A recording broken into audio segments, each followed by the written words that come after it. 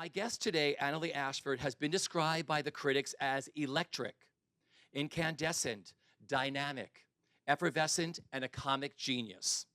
She made her Broadway debut as Margot in the musical Legally Blonde.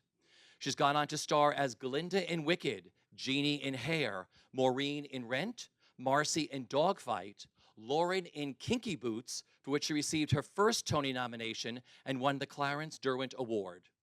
For her performance of Essie Carmichael in You Can't Take It With You, opposite James Earl Jones. Yes, let's hear it for that. She won the theatrical Triple Crown, the Tony, Drama Desk, and Outer Critics Circle Awards for Best Featured Actress in a Play. On television, she currently co-stars as Betty DiMello on the hit Showtime series Masters of Sex. Oh yeah. And has appeared in Smash, The Big C, Nurse Jackie, and Law & Order SVU. And on film, she has appeared in Frozen, Top 5, Love on the Run, Sex and the City, Rachel Getting Married, and the upcoming Stereotypically You opposite Aaron Tveit.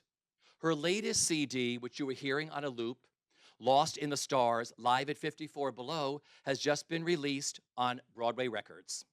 She is currently wowing critics and audiences alike on Broadway in the A.R. Gurney comedy Sylvia. Please welcome Annaleigh Ashford.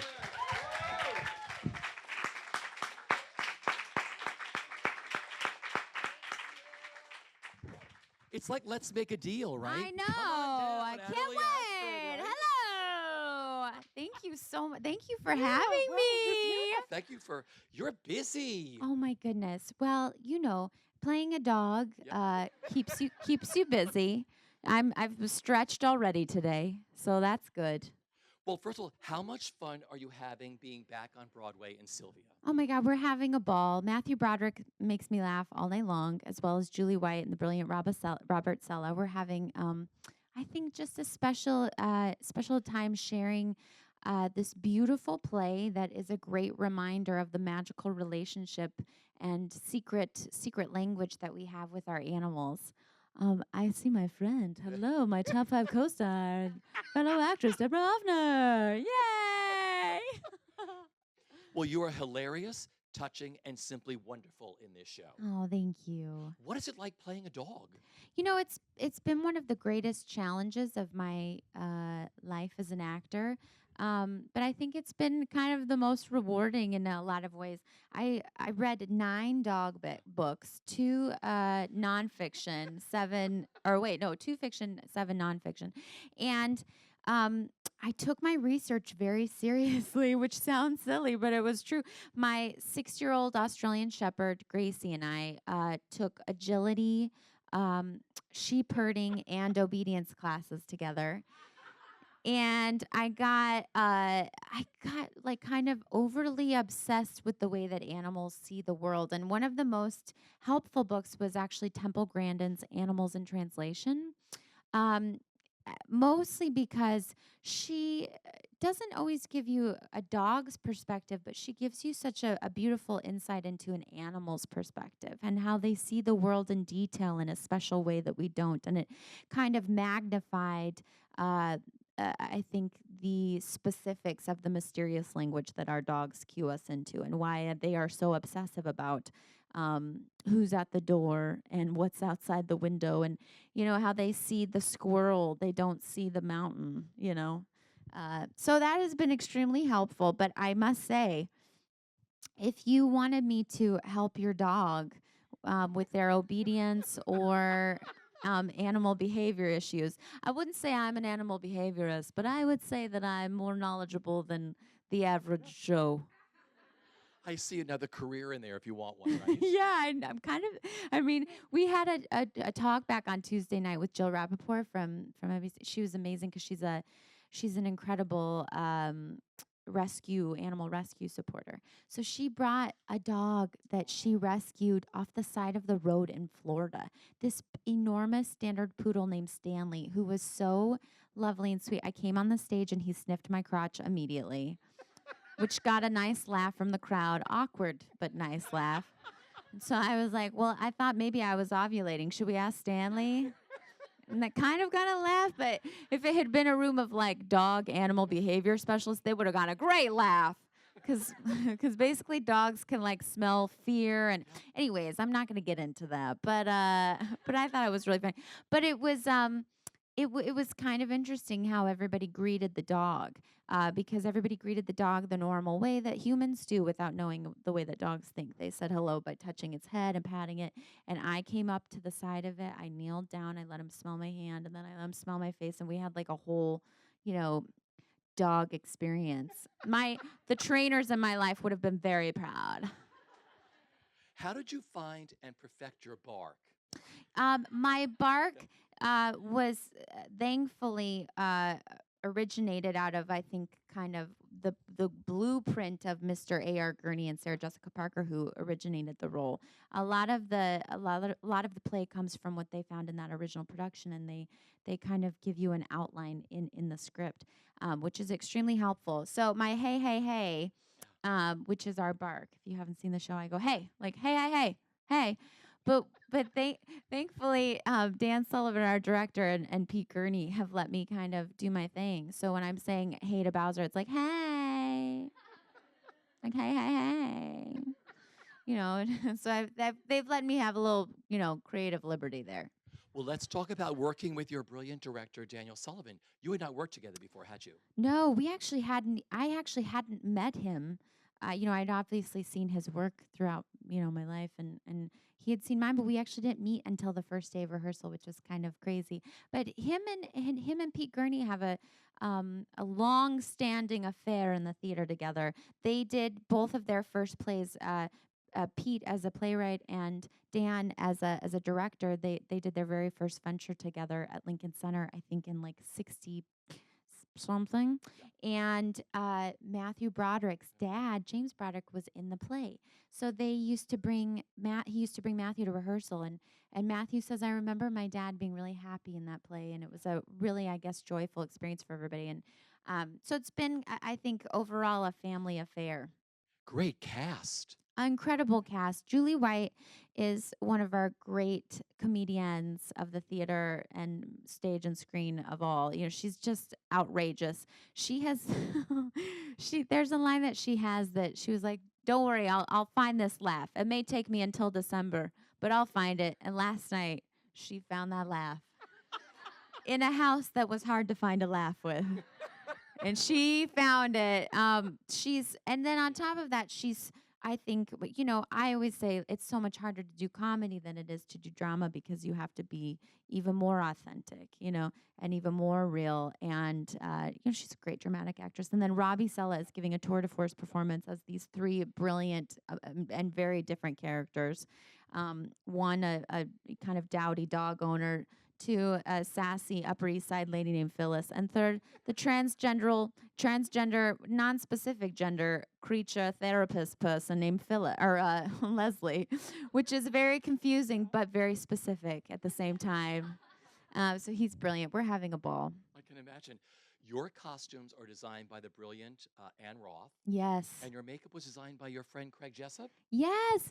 Ann Roth, our brilliant costume designer, you know, Ann Roth is Ann Roth. You're like, woo, she's so fancy and brilliant. And you'll be sitting there having a fitting, and she'll all of a sudden be like, I had on this weird, like, sweatshirt dress. And I remember her being like, well, you know, Judy Garland wore something like that once. We were like, what?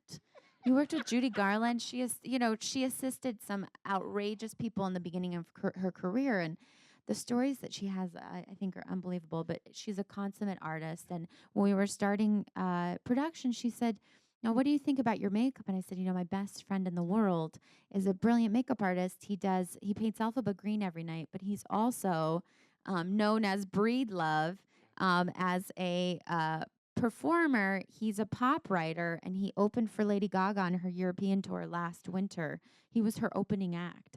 And he also wrote a show that did really well in the NAMT last year about Stu from Silverton, the transgender mayor, who had a kind of an incredible story in the late 90s. So anyways, he's a Renaissance man, and she was like, yeah, let's have him design the makeup. That'll be fun. So we did, and I have some lashes, very, very specific details. My lashes look like fur up close. So when you So saw only yourself, Matthew can see it. yeah. So when you saw yourself for the first time in the mirror after Anne and Craig did this, what was your initial reaction being made up as Sylvia? Well, immediately I got into a weird dog position. I got on. Every time we do a fitting, I'd be like, okay, well, this is how it looks like I'm standing. Now let me get down on my knees and let's see what it looks like. And that's kind of how we figured it out. But it's wonderful. The role, I live in half human world, half dog world. So it was really important that I created a very specific physicality. So I kind of created my own physical language for the piece. And I used a lot of chakra work with an incredible movement teacher named Faye Simpson, who does a technique based on chakras called the lucid body technique. So I use a lot of chakra work. I also worked with my great friend Nathan Peck, who also worked with me in You Can't Take It With You, and he's the dance captain over at Kinky Boots. We've been friends for years. He's a brilliant dancer, brilliant comedic dancer. And so the three of us, as well as Dan Sullivan, kind of editing, kind of created this odd physical language that keeps me in both worlds. It's brilliant. Thank you. I want to go back to the beginning. Growing up, where did your love for performing begin, and what were your earliest creative outlets? We found these weird videos from when I was a little girl. My mom found them like a month ago. My grandpa gave them to her. And like everybody's like, oh, my home videos. I was so precocious and I was dancing around the living room, blah, blah, blah, blah, blah. But I have footage of me going up to the camera going, I'm not a crook, with both my hands like, I literally go, I'm not a crook, when I was 3. And then I'd wait and look around and get my laugh. And then I'd enjoy the laugh that I brought, which there's a lot of levels to this that are awkward. The first is, why was I doing a Nixon impression? It was about 87, so that was a little late for a Nixon impression. Obviously, somebody taught it to me, and I repeated it and thought it was really funny. But anyways, the point of me saying that is, I had this, you're often asked that question as an actor, like, when did you know you wanted to be an actor? And I always say, like, I don't know, I just always wanted to, which sounds so cliche. So now I have this odd proof of me getting a laugh. And what it really means is, I think the intention of my career has always been, even when I was a little girl, was to be a storyteller.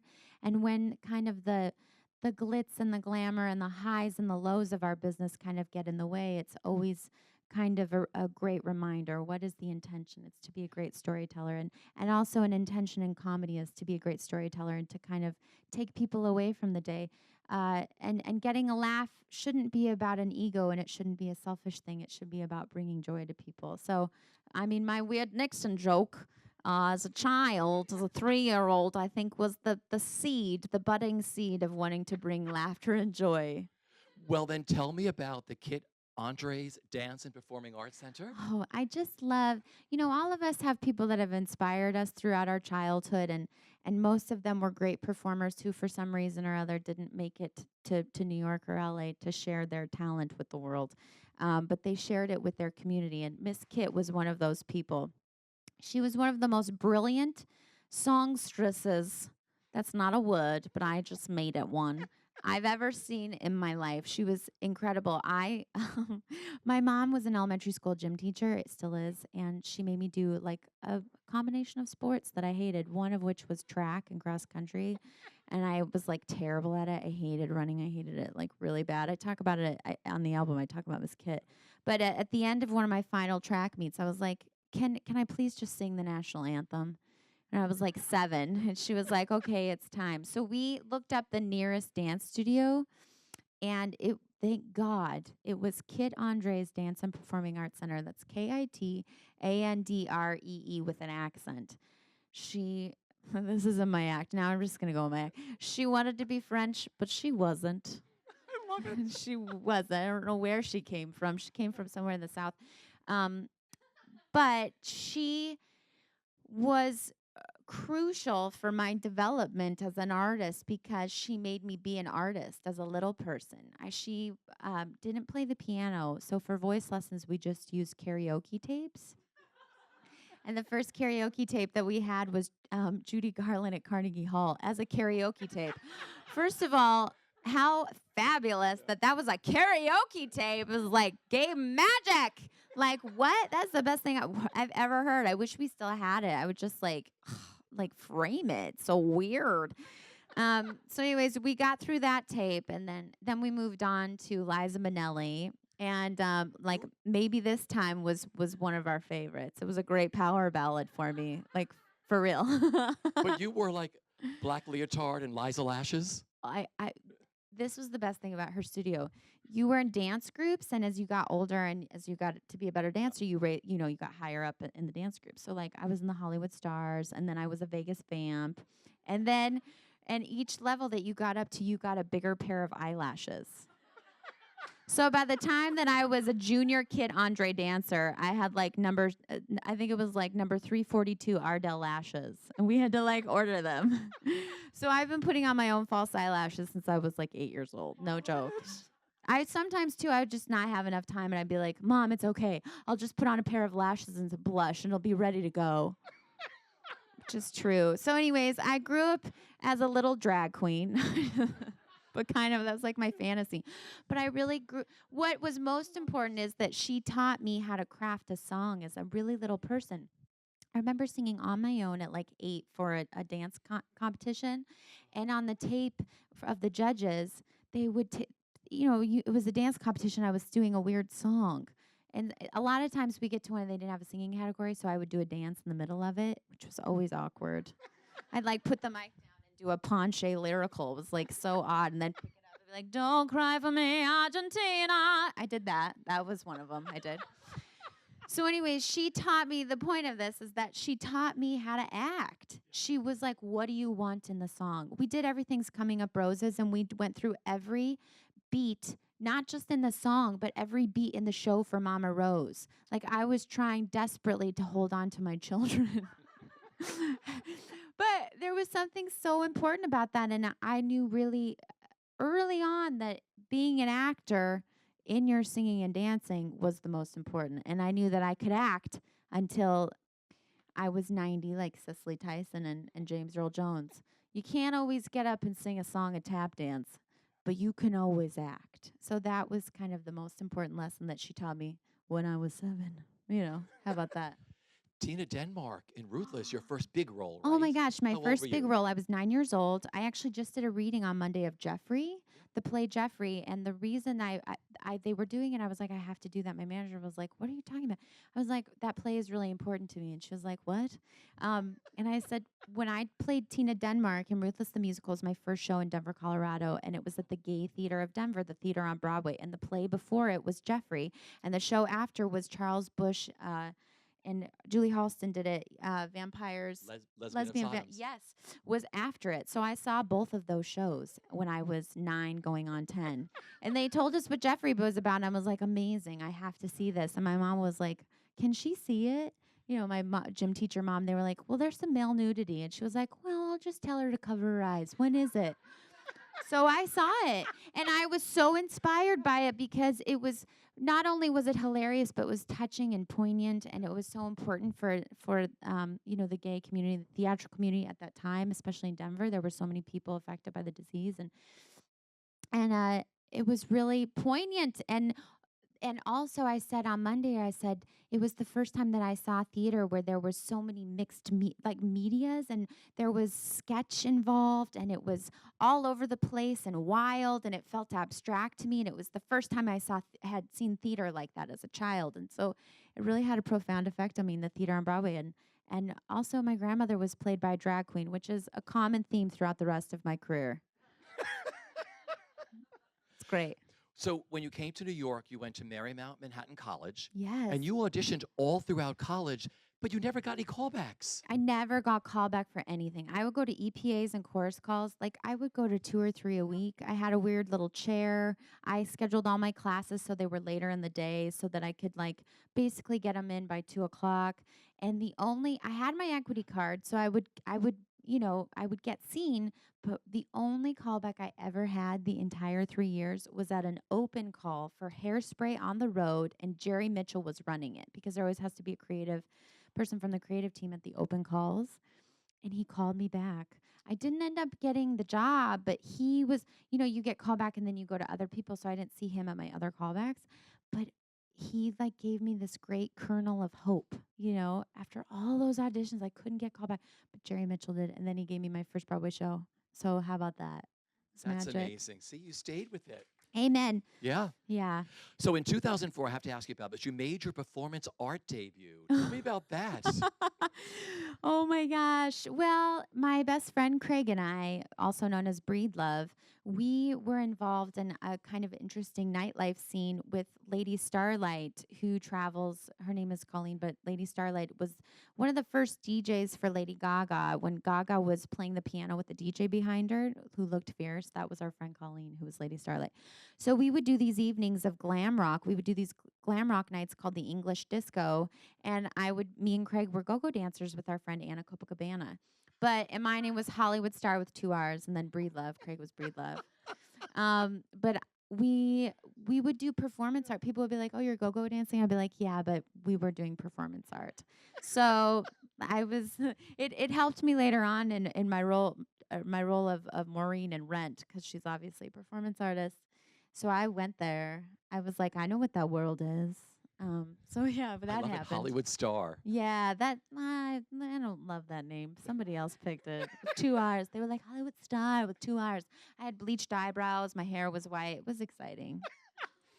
So was your first professional New York acting job in Tom Kitt and Brian Yorkie's Feeling Electric, which eventually went on to become the Pulitzer Prize winning Next to Normal? Yes. So you were there from the beginning, right? A few blocks away from this location, Tom Kitt has an apartment, and I auditioned for it and knew I was working at Fiorello's as a hostess across the street from Lincoln Center, and I was learning my sides. I got the audition in the afternoon, had it the next day, and I was learning my sides during my shift. As people would come in, I'd look at a line and I'd practice it as I was taking them to their table. And I knew the piece was special. There was something about it that was really interesting and special. And I got it magically. And my first rehearsal was at Tom Kitt's apartment, and he took me through the whole score. And at the end of it, I was like, looking back on this, I hate myself. But I was like, I just want to let you know that this is really good. Who was I? This idiot 20-year-old. I literally was 20. And I was like, this is really good. Well, apparently I have good taste because I won a Pulitzer. But it was such an incredible acting experience. It was also really opposite of what I think people thought maybe my type would be. And we really helped kind of find the piece. Anthony Rapp, Amy Spanger were in it. It was a really special project. And Alex Lackamore was the music director. It was an incredible group of people. And then look at what it became. Sure. I always knew it would, too. Well, your first big break was in the first national tour of Wicked. Yes. What was it like living in the world of Wicked? Oh my gosh. Actually, right after that show, Stephen Aremus came to see the show, who's the music director, and he was like, hey, we should bring her in for Wicked. And my final callback for the show, I did all the Glinda material, and they took me out in the waiting room, and they were like, okay, I was a little green, which means, you know what that means. But at the time, I was so green, I didn't even know what it meant. I was like, what's that mean? Did I wear the wrong foundation? But anyways, they had a spot opening up on Broadway, and had a spot opening up on the road. And the awesome actress who had been doing it on the road, she went to Broadway. But they also had an Elphaba standby in Chicago open up. So they were like, we know that you like Belt or whatever. Do you know any Elphaba material in the waiting room? And I was like, I know the end of Defying Gravity. That's the one I know the best. And they were like, okay. So I sat there for 15 minutes, went over it. I came in and I went, yeah! And they fell over laughing, and Joe Mantello went, well, she's a Glinda. Because it was crazy. So I got to go out on the road. It was one of the most exciting it was also, the show was so new. It was the first time that we played the Kennedy Center that Christmas. Carol Shelley came in and did it with us for a couple months. And Stephanie Block and Kendra Caspon were brilliant. It was a magic time. It was great. She's a Glinda. I know, crazy. You made your Broadway debut as Margot in the musical Legally Blonde for director Jerry Mitchell. Yes, I left the road for for one of the Mondays. I flew from the road, auditioned for Legally Blonde, and I got the job in one audition. I left thinking that I sucked balls, but but apparently I sucked balls in a magic way.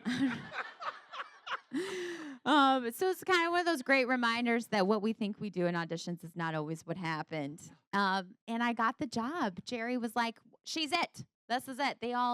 they all really liked what I did, and so that was great. It was crazy. And then I had such an incredibly overwhelming learning experience because it was the first time I did a show from scratch like that on Broadway, and it was my Broadway debut. And we went out of town. We had a proper out of town tryout, and the best person in the whole world to do out of town tryouts is Jerry Mitchell. You rehearse and fix the show every day. So by the time you get to New York, it's not like this mad dash rush.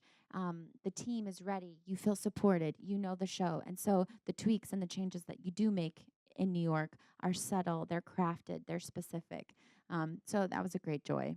There's nothing like the Broadway debut. So what was that night? You're pushed out there first. What do you Well- remember about your first night? Well, here's the thing. It was at the Palace. So I sat on the edge of the stage our first day of tech and wept openly for a moment and pretended I was Judy singing, with some hobo makeup. And I just like had that moment. And then I was like, where's the pastor? Where's the elusive pastor? I sat in Laura Bell's dressing room for a while and, opened my chakras. It was like that whole thing, I just had to connect with the theater. So that was always a part of it. And then that first night was like literally all your dreams come true, and it was also one of those great reminders that as your dreams come true, it's a reminder that you're a storyteller like every other person in this country telling a story no matter what theater they're at. It just happens to be have the zip code of 10036. You did the Judy stairs too, right? Oh my God. Yes. I can't even. It was like, it's too much. It's too much. They're like lifting the building up or whatever. They're doing all that stuff, all that construction. And the first thing I said is like, what about the Judy? What about the Judy stuff? You can't touch the Judy stuff. Like, don't touch that Judy stuff. That sounds like I'm talking about cocaine. Don't talk about the Judy stuff. Well, you got to play Jeannie in the Broadway revival of Hair. Yes. Favorite memories of that? Oh my gosh. Well, this is a sad memory, but it's kind of odd because that show is so beautiful and it's so special and it's also so specific. So if you don't do it right, you have to do it right. Is what I'm saying. So we got our closing notice and it was a sad day, but it was time. Shows have their time and you want to go out on a positive note. And because it was Hair, somebody was like, let's all do a shot of tequila and have a celebration tonight. And so I do not drink or anything before a show. It's like not my thing. I can't do it. Some people can like have a glass of champagne and sing a set. No, I've never been one of those people. I will. So anyways, I was like, okay, kumbaya, because it's just the spirit of the show. Everybody's like, and it was Jeannie, so I'm pregnant, and I took a shot, and it's not like I can handle my liquor or what. It was psychosomatic. That was the worst experience of my life. I rolled around that stage just acting like I acted like I wasn't drunk, but it was like something bad happened to me and I couldn't move, or I think I actually just had my first panic attack. So the moral of that story is just don't do it. When everybody else is doing it, you don't have to. I should have been like, oh. So that's like a great memory from that show. But everybody else had a beautiful experience and a beautiful show. I don't know why I shared that. It's the first thing that comes to mind. Isn't that crazy? That's really good stuff to put out there. Don't do it. Don't do it. Don't do it. But I'm sure it also worked for the show. The audience probably had no idea. Like, look at her interpretation of Jeannie. That's why everybody was like, let's have a shot, because it's that kind of show where it should be overly organic. You should feel that it's happening for the first time. But I'm more organic without a cocktail. Let's just say that. And the characters are all supposed to be tripping anyway. Exactly. Again, that's why everybody was like, let's do a shot. Never again. I got it. Well, you then took on the role of Maureen in the reimagined Off-Broadway production of the Jonathan Larson musical Rent. This was a role you never thought you were going to do, right? I never thought anybody would let me do it. And thank God, Michael Greif called me back like 4 times just to double check. And I'm so grateful to him for the opportunity, because I really feel like it helped kind of shift the shape of my career. And what I mean by that is that it shifted the shape of my type, or really not the type to me, but what everybody else thought I was. And it also was a reimagining of the role in a lot of ways. I really took her intention as a as a performance artist very seriously, and I really wanted it to reflect performance art of the early 90s. And so Michael went with me and we kind of explored that together. And it was one of the best experiences of my life. I've never had more fun singing a score. I've never had an easier score to sing. It was, for some reason, I could wake up and sing it. I don't know. We had an early morning event. I didn't even have to warm up. It was just like sat perfectly for me. It was magic. That was one of my most favorite roles ever. Well, up next was the musical Dogfight. I loved this show at Second Stage. It was a really, really striking, difficult, risky, inventive piece that really challenged, I think, the audience viewers. And I think that my role specifically was so important to kind of the piece because it added a levity and a lightness, but then there was also such great darkness about her, and it was just one of the many hookers that I've played in my career. But she was one of the most interesting. It was great to sing their music. Pasek and Paul, I think, are going to be one of our greats. They were awesome. Like I said, it was a dark musical, but so good. It's based on the movie Dogfight, where the soldiers, right? Just explain. Yeah, the soldiers it's the night before. It takes place the night before Kennedy got shot, and the soldiers are about to go off to Vietnam, and they have a dogfight, which is for them that night.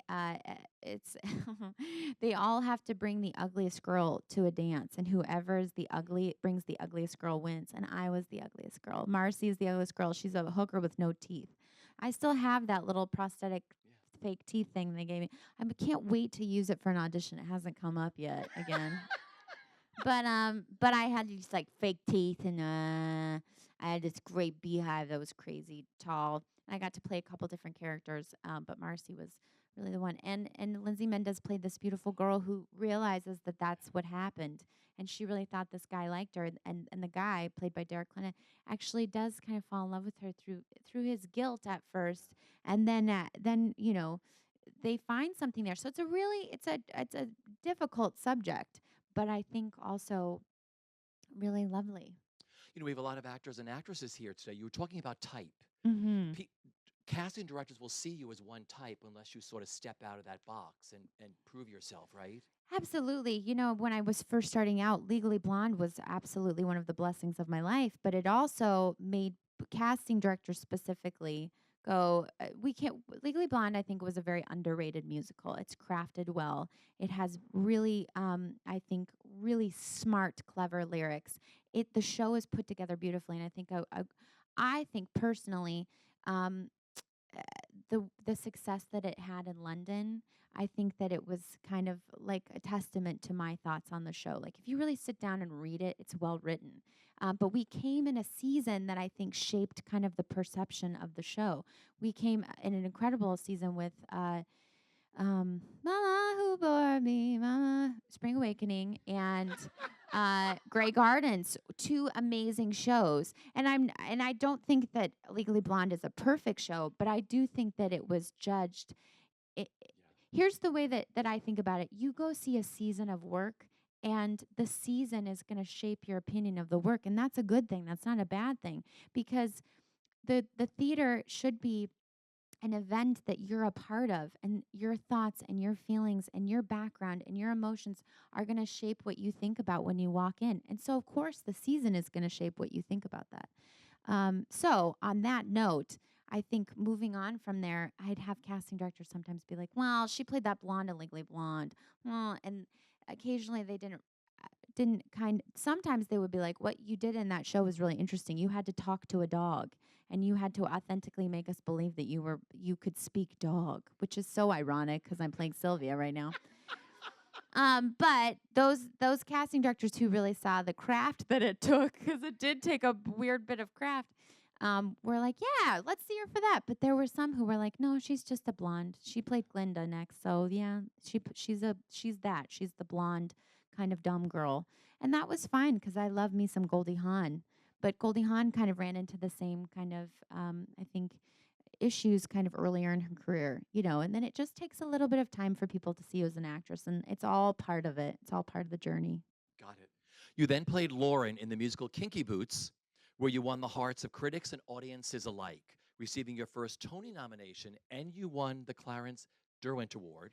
Yes. Yeah. Oh my Big gosh. deal, right? Well, Kinky Boots, I was the queen of readings that moved on to Broadway, but I didn't move on with them. So Natalie in Next to Normal was one of them. I played Wednesday in Adam's Family. I played Carrie Butler's role in Catch Me If You Can. I played uh, Campbell in Bring It On. I'm missing like some really big ones too, like another couple. So that's not a bad thing. I think it's always a positive. People would be like, well, you are not moving on with it. I'd be like, well, I helped develop what that piece is supposed to be. I was a piece of the creative process, and I'm proud of that. But Kinky Boots was the first one that I did all the readings from the very beginning. Me and Lena Hall, then Selena Carvajal, now Lena Hall. We did all the readings together leading up to opening night. And I saw Cheetah Rivera waving at me from the audience, like on the opening, and I just like wept openly. Just, I was so grateful to God for the journey of it, and also, when we first started, Lauren was kind of an odd girl, and they let me shape her. I was like, this is a blue collar girl who's just been caught up with the wrong guys, and she's so smart, and nobody knows it. She's so smart, and she couldn't get out of this town and go get some more education. And, Charlie gives her this opportunity to help run the business, and she helps him save it. And she helps open his mind. So, anyways, it was one of the joys of my life. And the Clarence Derwent, when I won that, I was at the Equity building. And I started, I was talking about the Country Room Playhouse and Miss Kit. Country Room Playhouse is another dinner theater I worked at in Denver. And I got my equity card there. And I remember Bill McHale giving me my equity card, being like, you are an actor. You deserve insurance. And a pension. And I'll never forget that. And I started crying because I thought of all the times I waited in that hallway, and I didn't get called back all those years. And so many people of my generation, they just got an agent out of college. They didn't go to an EPA. They didn't go to chorus call. They don't even know what that feels like. And I'm so grateful that I did. I'm really proud of it. I'm proud of it. Like the way that sounds on the microphone, proud of it. No, but Cheetah always says, because you have to work your way up. Otherwise, when you get there, you don't have the foundation No, and of working in this business. absolutely, and also psychologically, you should have a little beating up here and there because it's going to continue the rest of your life. And I think when things go really well, that's when it's even harder psychologically. Interesting. That's kind of a dramatic thing that I just said. But some of the most famous people that I've met in my life that are the most successful have the most fear and the most stage fright because they're living up to all these expectations. So if you learn how to deal with expectation earlier on and things don't go well earlier on, then at least you have some perspective. The high and the low don't feel so far away. You can kind of have some in between. Well, there are a lot of stars who were let go from projects, and there were a lot of stars became stars because 3 other stars turned something down. Amen. Yeah, so you never know. I always say if a job doesn't happen, I'm like, oh, this was not meant to be, Well, you won the Tony Award for Best Featured Actress in a Play for your show-stopping performance of Essie Carmichael, and You Can't Take It With You. You had the time of your life working on this, didn't you? Oh, it was such a family affair. And what I mean by that is not only was it a show about a family, but my husband was also in the show. And all the people that were a part of that show became a family to us forever. That show is absolutely a classic. It's also another Pulitzer winning prize masterpiece. But because it's so specific, you have to have a perfect cast, or it can be problematic. It's done so often around the country in high schools, and I always say that a show is written well if you can do it at any high school, like Fiddler, West Side Story, like all the good high schools stand by. Guys and Dolls, it's a great show, and that's why 9th through 12th graders can get a handle on it, But anyway, so it's another one of those shows. But if it's not cast well, it could be disastrous. Well, not disastrous, but, not so good. But it was perfect. It was all the perfect people. And we played the Wii in between shows together. And we watched weird movies in between shows together. We really were a family. And I owe all of the, the wonderful honors that I received for that show, I owe to that company because they made me look so much better than I am. I mean, they just were brilliant and magic. And James Earl Jones, I just saw him in the gin game. And I came back and he was like, "Oh, which Joe? who's my husband, like, because he couldn't come that night with me. It's just like an amazing thing of so good to see each other, but where, where's your family? Where is, it's just magic. I love that. Well, the role of Essie is a ballerina who wasn't very good, Terrible. and she has to dance badly, Terribly. and you're a great dancer. Well, this was like such a magic thing for me because I do this weird impression of girls who go to karaoke and think they're really good. You know that magic thing when people are like, there's a hero, and they're kind of okay. When you look inside your heart, you don't have to be afraid of what you are. Like at first, at the very beginning, you think they're going to be good, and then they're terrible, but they think they're good. So basically, in a nutshell, that's Essie.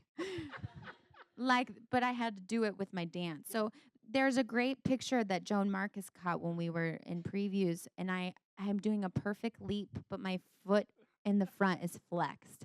And I asked if I could have a copy of it because, first of all, that's so hard to do. I can't believe we caught it in a picture. But also, it literally was like it was a representation of my physicalization in the part. Just everything, just a little bit bad. So was that the challenging thing? Because you sort of know you want to dance on the beat, but you're like, I can't as Essie? Yeah, well, that was the whole thing. I was like, can I dance on beat? I'm like, yeah, she has to have rhythm.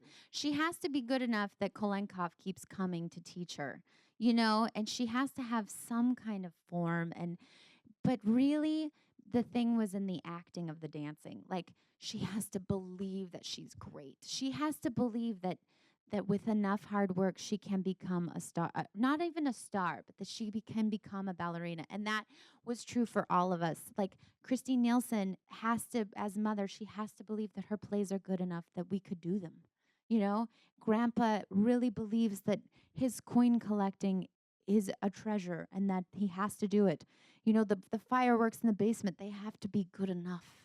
It was all about passion. And I think that's one of the special things about the play. So was all the dancing you did choreographed, or would you like live in the moment and change stuff? I choreographed specific pieces. I did the same thing in my number in Kinky Boots, and I do the same thing in Sylvia. I have a basic framework, and there are always things that I stick to. But then I always give myself just like 5% of the performance, 5%. I do a little improv every night. Just see what comes to the surface. I love that. I hear there is a dream role that you'd like to play. I'll tell anybody who listens that I want to play Charity in Sweet Charity. Yes. Mostly because I'm in so much pain right now from Sylvia that I only have a few more years left before my left knee is like, nope, no more. So really, I just want to do a Fosse show before I can't anymore. And I feel like that's the one I want to do the most. What a great score, too. Great score. Also, great role because her name, it's Charity Hope Valentine. What? And it's also based off of this incredible Fellini film, Nights of Cabiria. So that's always my pitch. I'm like, let's give a little homage to that. And it hasn't, we did it 10 years ago, but they kind of did a new take on it. But I've always kind of wanted to do like a real homage to the original. Well, for all the producers that are watching at Broadway World, we've got it out there in the universe for you, right? Yes, I'll give you the pitch later.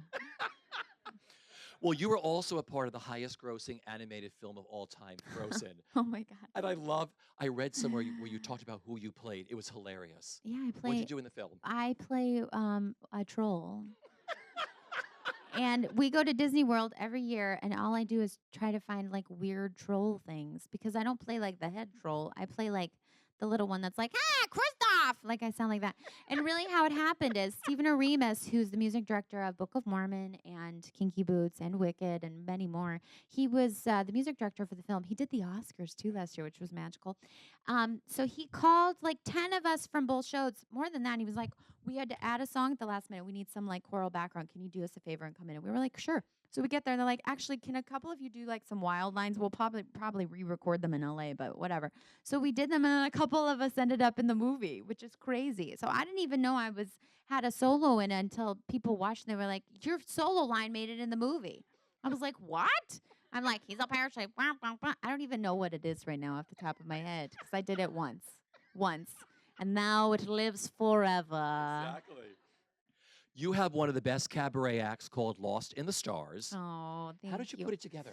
You know, I've always been a fan of cabaret because Kid Andre, my original voice teacher, she owned a club in the 70s in downtown Denver called Kids Club. So basically she was teaching me how to be a cabaret artist when I was a little girl. We would do my numbers like they were like it was a club act. Like everything had a beginning, a middle, and an end, and it was all about the lyrics and it was about storytelling. So I've always been a great fan.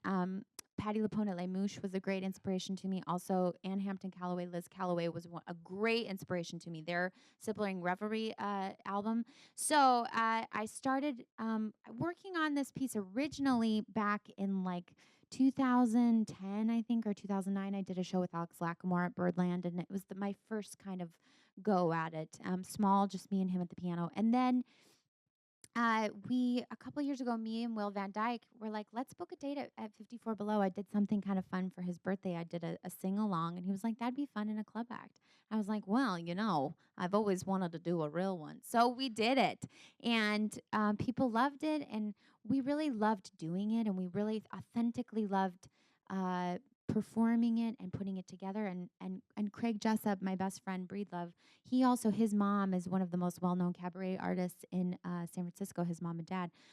She's Ruth Hastings, and his dad is in Company, Ruth Hastings of Ruth Hastings and Company.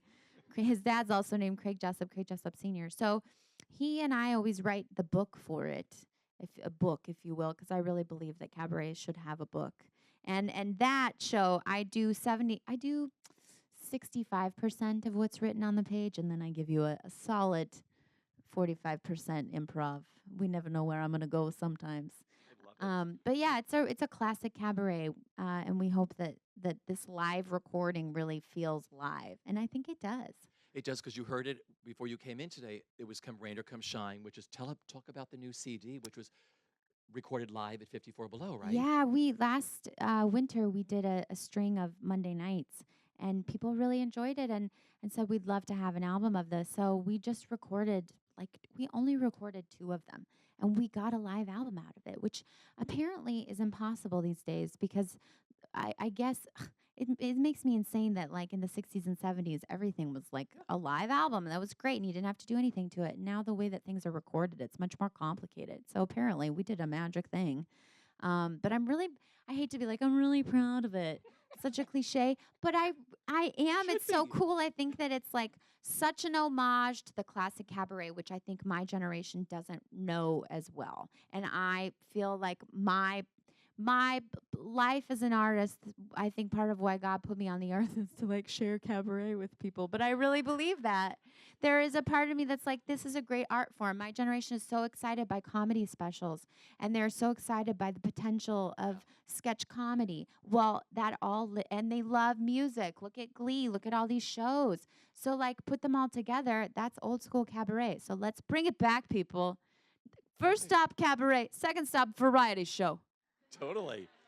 So it's just been released on Broadway Records. Yes. And at iTunes, where can people get it? You can just get it. You can get it on iTunes. You can get the physical copy on Amazon, BroadwayRecords.com, and the lobby of Sylvia. I don't know if we've sold one, but you can get it there. I don't even know if they put them out, but if you ask, there should be one. They're in the lobby. Yeah. So it's cool. Lost in the Stars, live at 54 Below. Yeah. How about that? And you're back there New Year's Eve. You're doing a big show, right? Yeah, we're doing the New Year's show, so I'm having to write all this new material right now, which is very complicated and confusing. The first number that we're starting with New York Groove. I'm coming out in a Statue of Liberty costume because it's New Year's. We're in Times Square. So New York Groove I thought was like perfect. And then I'm doing a magic act to explore the events of 2015. So I'm working on that right now. It's not good magic. It's just want to put that out there. It's like a variety show. It's like Essie. If Essie did magic, that's what it would be. And I'm doing it as Gertie the Goat because 2015 was the year of the goat. And highlight of it is I have a Donald Trump piñata. And it literally says on the back of it, handcrafted in Mexico. I'm not making any... I swear to God, I didn't make that up. And I'm not making any political statements, but I'm going to offer it up at the end of the night and be like, we think there's candy in there, but swing at your own risk. It could be full of shit. I love it. What time is the Okay, show on joke. New Year's Eve? 11 o'clock. So I only have an hour of material, but then Okay. at midnight we turn the floor into a dance floor, and then it'll be a fun dance party. And so we'll do we'll do a set of songs after that. Oh, I'm doing awesome. Proud Mary after midnight. All right. And there'll be pieces of fabric above the audience like a river. So you'll be like dancing under a river. I love it. New Year's Eve with Yeah, you. they're going to be so pissed off at me. I add all these elements into it. I turn it into a theater piece is what's happening. They're like, oh, more props. They're like, we're never bringing her back here again. I know. It's a lot of props. Well, you are known to fans around the world as Betty on the hit Showtime television series Masters of Sex. Obsessed with that. Oh, thank you. How did the show come about for you? Because it was just the pilot early on, right? Yeah, I was doing Rent at the time, and Bernie Telsey, the brilliant casting director who's given me almost every job I have on my resume, he was casting it here in New York. It was originally supposed to be done here in New York, and I went in for the role of Jane, which Helena York actually got. And Helena and I are great friends, and we often will go in for the same-ish type parts. But I remember going in for it, and I was like, I thought to myself, Helena would be great in this part. And I was like, I wonder who's playing the hooker. The hooker was originally supposed to be in her like later 30s, and I kept preparing and then going back and preparing the hooker just as like an acting exercise because I thought the role was so interesting. So I do the audition. They laughed. I left. I was like, oh, I don't think I'm right for that. Got to the train, literally walking down the steps, and they called and said, can you come back up and read the hooker? So I read, and I got it from a cold read, which was crazy. And also one of those great reminders that if you connect to a role, just work on it as an acting exercise because they literally could offer you the job and then you could have a job for it for 5 years, So I originally was just a guest star on the pilot, and they were so kind of interested in the character the way that I was as an artist. The writers were as well, and they kept bringing me back. And then I couldn't do the whole first season because I was doing Kinky Boots, and they brought me back again as a regular for the second season. So I've been there the last 2 seasons as a regular, which has been an amazing gift. And she's such a dynamic, interesting character who's really had quite a range.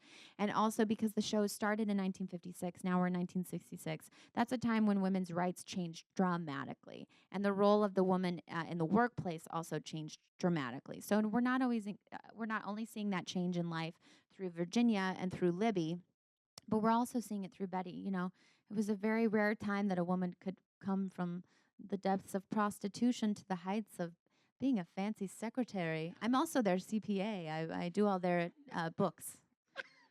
If you listen closely on the show, I'm the bookkeeper. Great clothes, too. The production design of the show is brilliant. I have the best clothes. Everybody's always like, God, Betty has the best costumes. I'm like, uh-huh. And I got a fierce wig this year, a fierce wig that is in honor of Barbra Streisand in Funny Girl.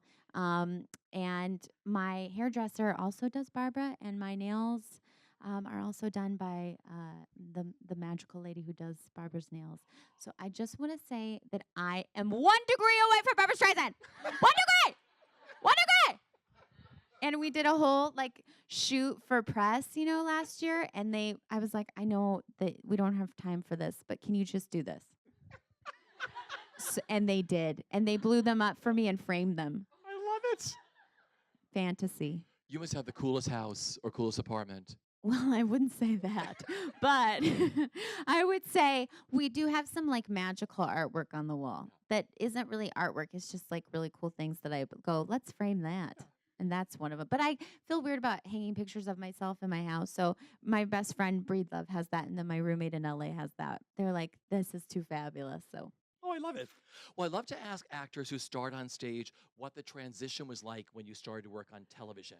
Whole different medium, the way you work. Was it tough for you? I absolutely think that there is a challenge of craft there. I always say that the basics, the fundamentals of the craft of acting is the same, but there are very specific technical elements that are different. And my husband has actually just done quite a bit of TV just recently, and we always kind of talk about there's a little bit of a switch in terms of the size, how broad you are. And sometimes when you're about to go back in and do on camera, you're like, oh no, am I going to be too big? And it just takes kind of a muscle memory of the size and sometimes watching yourself. When I haven't done it for a while, a lot of times I'll tape myself and then go watch what I look like. And that kind of helps me get back in. The most important thing I always think is that the fundamentals are there. What do I want in the scene? What's the objective? What's my action? But what are my obstacles? All those, great basics. But then also, when I'm working on stage, you can't see what's happening behind my eyes. So I have to make sure that you feel it at the back of the house. Um, but on camera, I just don't have to do as much. So if something's happening behind my eyes, I know that you'll see it, at home. And, it's a lot of practice and it's a lot of watching, oneself. And then at a certain point, it's good to not watch yourself and just be free. But again, it always goes back to the original craft, you know. So I literally, when I'm working on camera, I have this book that Ivana Chubbuck wrote. Um, and I also have I have Udahag and by the bedside table. They're just kind of always weirdly by the bedside table. Because if you don't know what you're doing, just go to those and you'll figure it out real quick.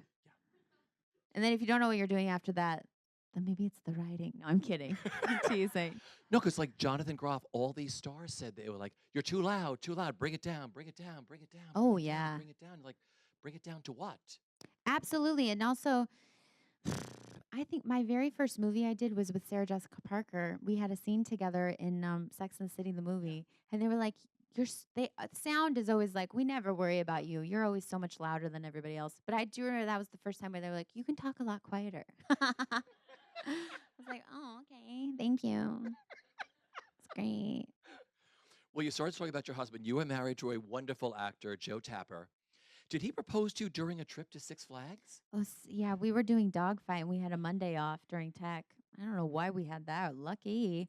But yeah, we loved to go to Six Flags. We love theme parks.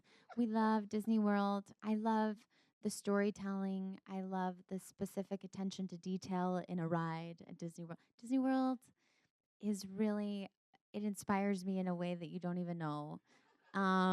Again, specific attention to detail. If you haven't been for a while, I encourage you to just check out Epcot, and then we'll talk about attention to detail and storytelling. I mean, let's just get real.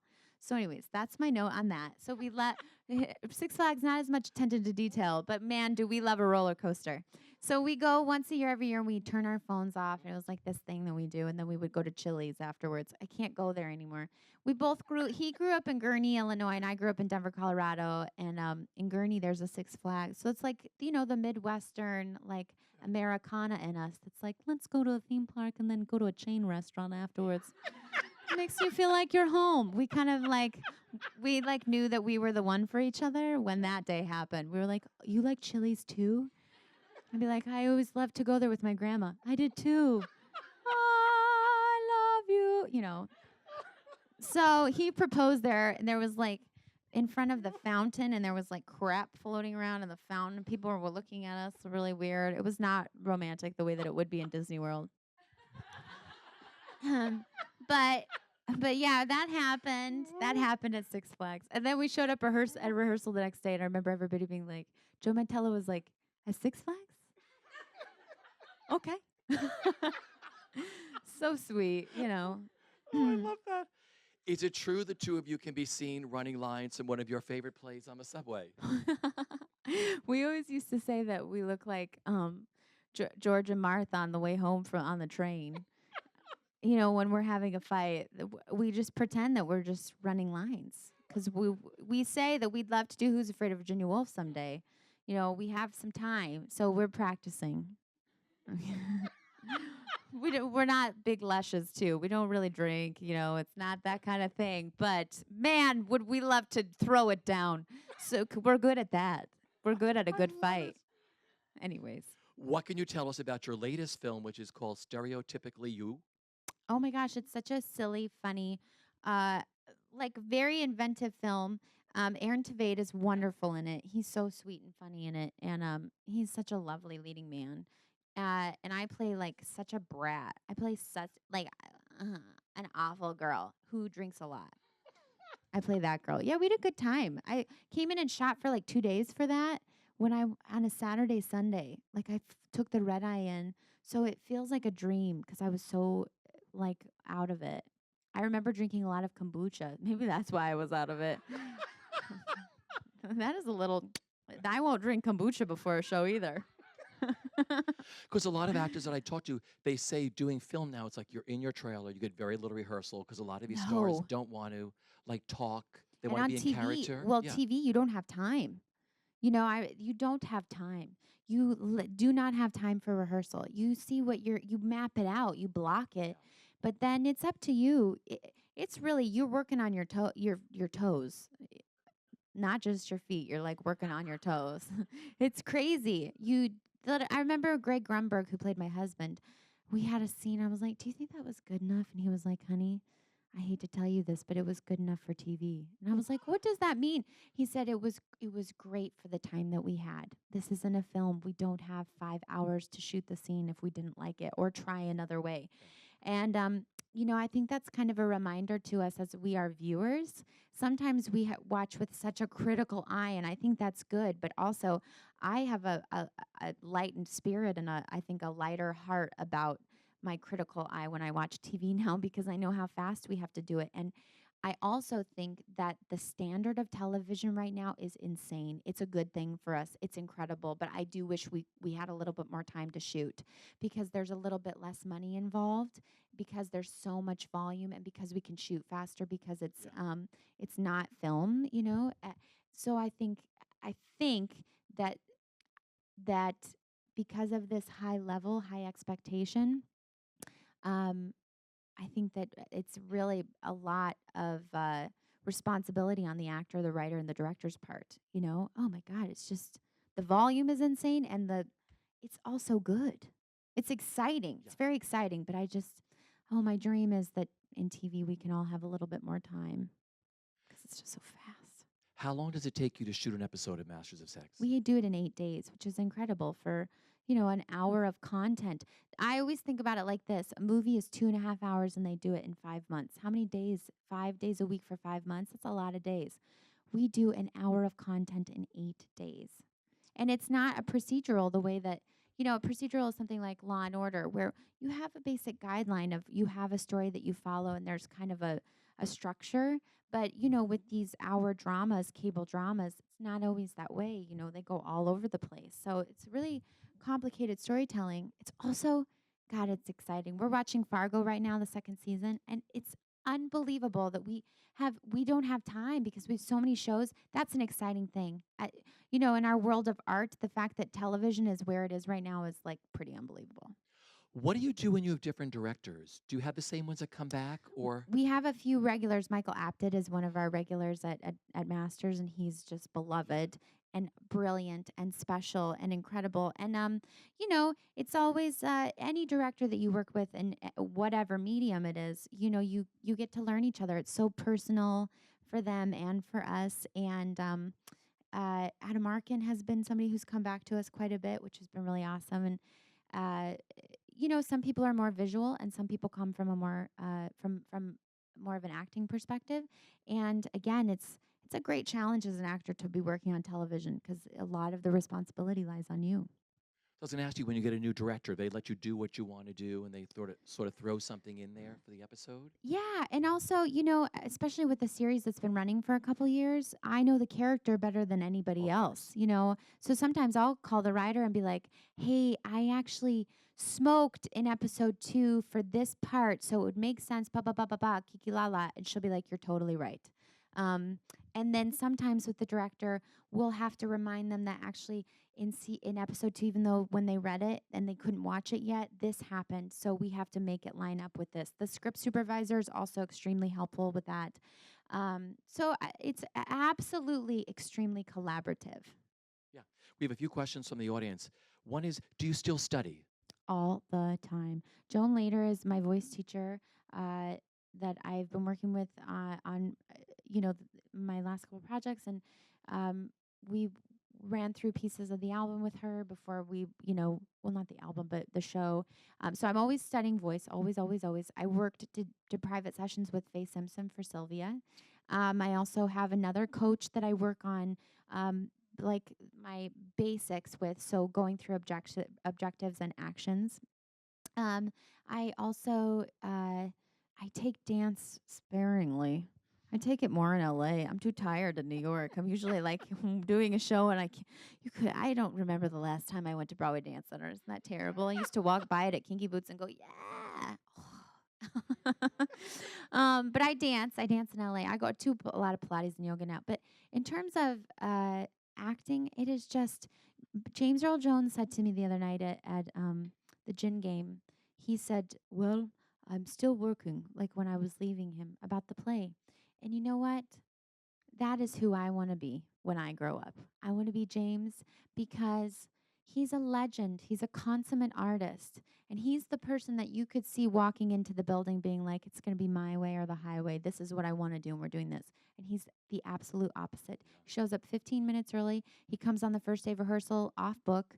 And until the last week of performances of You Can't Take It With You, he was still discovering, still thinking, still wondering, still hoping, still wishing, and still trying to authentically live in the shoes of his character, size 13 shoes, but shoes of his character. And that's what I want to be. So every day I try to find something new.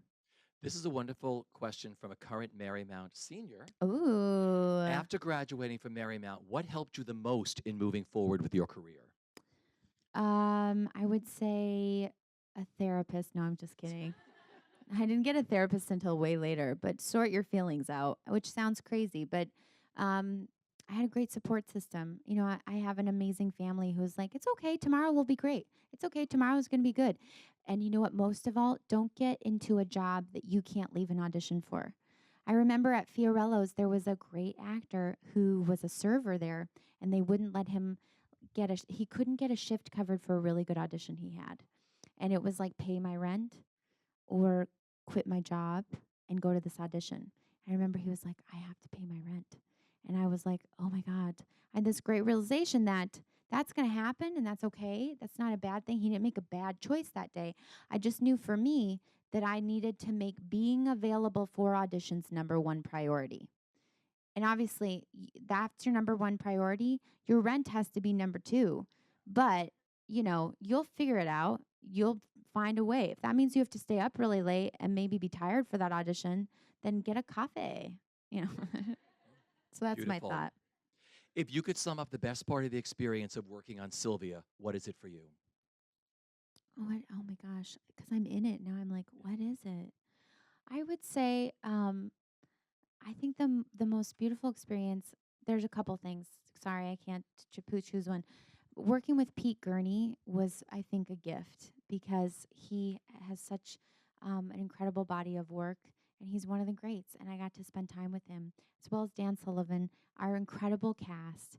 And then I think the work that I did with Faye Simpson on my chakras, I know, I think it was the best exploration of it on the stage I've had thus far. I haven't gotten to do Shakespeare yet, and I haven't gotten to do other things that can sometimes I don't always have words, you know.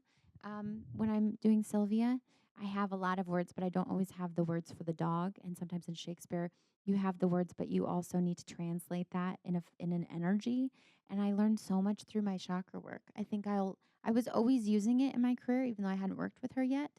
But I will use that in everything I ever do forever.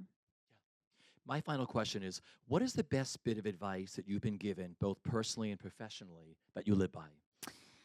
Uh, to keep the faith, and that means a balance in perspective.